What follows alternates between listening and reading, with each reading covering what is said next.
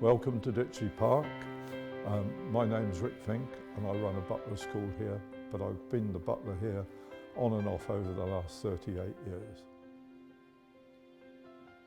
I'm Alisa. I'm a non-verbal communication trainer based in Bangkok, Thailand. 8 years ago, I started a company called Image Matters Asia, focusing on first impression management, and I decided to add another business to my business, which is high society etiquette, and so I contacted Rick Fink, and we've been in partnership since 2013. So Rick, tell me a bit about your life. How did you, at what age did you become a butler? I was 18 when I joined the Royal Navy for 6 years, 6.5 to 7 years. So 1960, so that's 6 years, I was 18, 24. Right. So I became a butler at age 24. What made you decide to become a butler? I decided because when I was a boy, very young, probably about 10, I'd seen some very good comedy films where they often had big parties, and in those parties there was often really, really good stuff, like, you know, people wearing white tie and tails, diamonds, tiaras, and lots of pearls, and diamond brooches, and I used to think, well, I'm never going to have this, so I might as well get into it, so I'll go and be the butler. Because there's always a butler in these films, and he's always organising the caterers and the staff and that. So that was really where I was going. And I also, you know, like the paintings and the sculptures that you saw in the room, and I thought, well, this is nice, isn't it, being in the world of Rembrandt and Canaletto and Rodin and all these amazing masters, and I just thought I can be one of those. I see. But did you have to go to school and learn how to be a butler? Well, the school was in the Navy. So I learned to be a steward in the Royal Navy. And funny enough, at that particular time, I don't know now, but at that particular time it was the only service where you actually, you learn a profession. So it was a profession that you would learn and you could take it outside with you when you went into civilian life. So that was a good thing. So of course I knew all the catering rules and I knew all the stuff, and I knew how to serve meals and different things and pour wine, and I understood it a little bit. So to go on, and then of course the other thing was my first employer was an ex-naval officer. So of course he knew my ability, and that's important. Yeah, you know? Of course. And here we are here, my school. You know, this is such a nice room. Shall we get up and walk around? Yeah. So as it is, this is what they call the white drawing room. And it's lovely chandelier, beautiful paintings, isn't it? You know? Yeah. And it's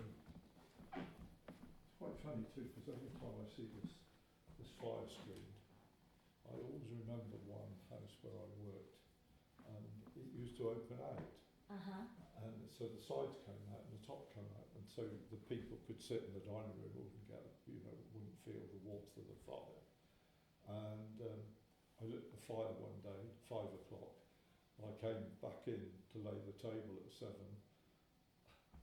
There was no more fire screen. The fire screen had disintegrated because a piece of wood came out the fire, caught light to the fire screen, and it burnt it to the ground. And it took about sort of 8 inches and off about a metre of carpet away. So all that had to be done. I think it was about £3,000 to mend the carpet. Plus the fact they were never able to replace this, because I think at the time it was 1,600 this fire screen, and I managed to do it with one piece of wood. But you know, I mean, accidents happen, and you know, the boss was not at all. I mean, he wasn't cross with me. No, he was unhappy. Accident. Yeah. Accident. So tell me, who have you worked for? Well, there's lots of people, and I'm not talking about names, but basically, one was a gentleman farmer, one was a merchant banker, and then the other one was probably a banker. And since then, it's just been all freelance work, and you know, you're working for people who, you know, they've got money, they know how to behave, and life is life is pretty good, you know. Yeah. So I think all in all, it's, you know, I think it's a great life, providing you're prepared to, you know, give up a lot of your Yes, time and of course. just dedicate Yeah. your life to them. Yeah. You know. And what made you decide to set up a Butler School? Well, I never did, to be honest. Somebody that I worked for one day when I was finishing a shooting season just happened to say to me, "You've got so much knowledge, you ought to open a school." And I'd never ever really thought of it before, and that was 2002. Uh-huh. And I thought, well, I have done it an awful long time then. Yeah. You know. But now it's 65 years I've been doing this job. Wow. So it is a lifetime, really. Yes, isn't it it? is. Yeah. And you know, and you and I know about things because we've been doing them together for a long time now, haven't we? Yeah. You know, and you know, there's the book as well, isn't there? Yes. You know, so all that will be added to everything else that we do. You know, and that's exciting. Thanks to you. Well, it is. You know. You're welcome. You know. Well, I think it's supposed to be done anyways, you know, because Yeah. it's really it's about you and about Ditchley Park, where I love so much, Yeah. and coming here has always been, you Yeah, know, it's great the for magic, me. isn't it? It is Magic of the magical. place, isn't it? Yes, Yeah. it is. Every time I come here, you know, even, you know, I mean, what did I count at one time? 11, 12 years. And every time, you know, I used to get in the car and think, well, it's only down the road, it's only a 10-minute ride to get here. And I used to count and I used to say, it's never really, you know, one's, you know, you work quite hard, but you're not really pushed. Yeah, no. And what a lovely place to do it. Yes, you of know, course, you know, yes. you know, everything's, Magical, really. everything's nice around you, isn't Yeah. it? You know, it's Yeah. all clean and, you know, it's like a bit of like a museum up to a point. But, you know, you can put things around, can't you? I mean, this room itself, people stand glasses and coffee and different things, and it can all be cleaned up and look good, you know, so. And just to give people some clear ideas, what's the difference between a residential butler and a hotel butler?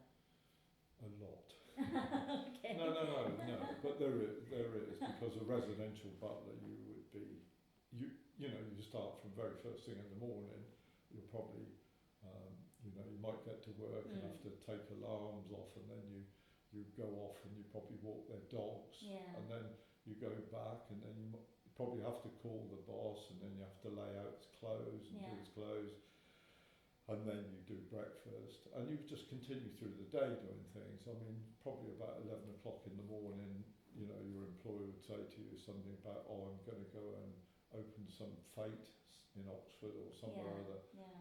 I need to put another suit on, and I'll put that on just before lunch, and I've got to leave here at 12:30 or 1:30 because I need to be at the fete or whatever it is, charity thing. And that goes on, and then I come back in the evening, change again. During the meantime, you know, the butler's still doing things, you know, very much like I said about the fireplace, you know, you're still putting logs on the fire and just keeping the home running. Now, a butler in a hotel, you know, he would probably think, oh, tomorrow's my day off. Butlers don't think like that, not residential butlers, you know. I mean, there's always, you know, you will get time off because obviously the family get as tired as you do. So they don't always want to be in their own house, so they go off to other people's houses and they have holidays, and you know, this day and age people go off on their yacht for probably many a week, and they probably don't even want the butler. So I think, you know, I think all in all it's probably not bad at all. So would you say it's more personal? It's a much more personal service? Yeah, because in a hotel you're only looking after somebody for probably one or they 2 come days. And go. Exactly. And you don't even know them, do you? Not really, you know. But you know your own employer, especially after about 3 years. You know your own employer. And if you don't, you might as well move. So what makes a good butler? Let's say, what are the qualifications one should possess in order, you know, to be qualified? You mean if somebody comes to see me and says, I want to be a butler? Well, I should think first of all, good manners, good behaviour. We have some sort of ethics that I teach them. I sort of say, you know, you must always behave well, and you do have to have good manners. And we talk about being discreet. In other words, you know, you ask me who your employers were, and I won't tell you. But you know, and I know who people are, but we don't talk about it. Right. We don't pass it on to other people. You know, so that's being discreet, isn't it? And that's really, I should think, probably the first few things. Yeah, probably the first few things. As long as you're well mannered, well behaved, always tidy, clean, and as I say, you know, just everything about you. You know, you need to be just very discreet. Yeah. Okay. Yeah. I would say one of the selling points of your school is the fact that you've been a butler for so long. Right.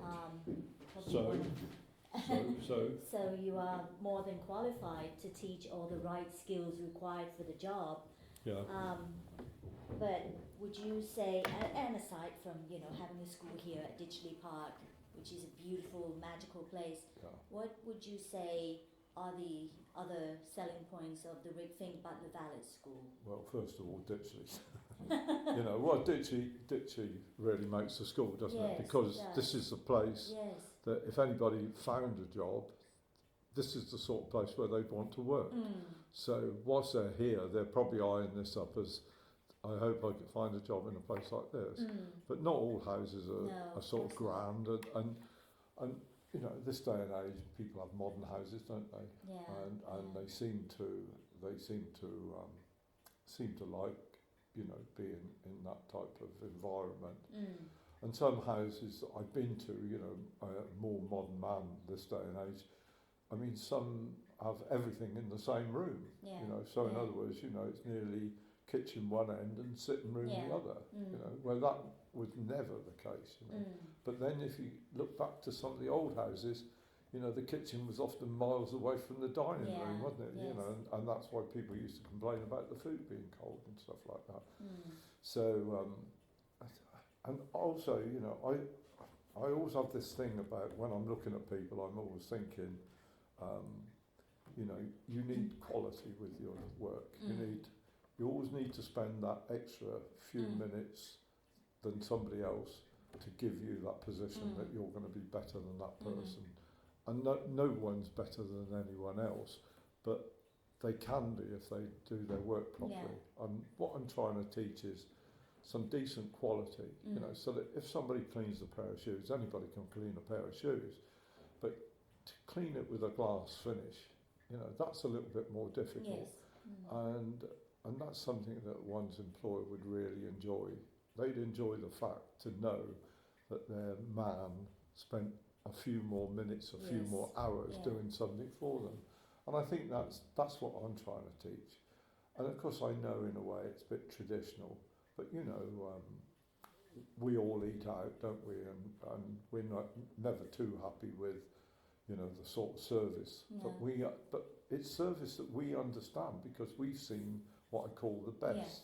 And so when we go somewhere today, we're horrified often at what we see, aren't we? Because people don't do things and it's not clean. And, you know, how many times, you know, you and I particularly, how many times have you sent a dirty glass back, you know? And people don't seem to care anymore. And yet those are the things that I'm concentrating on, trying to say to people, if you're going to do this job, just do it really well.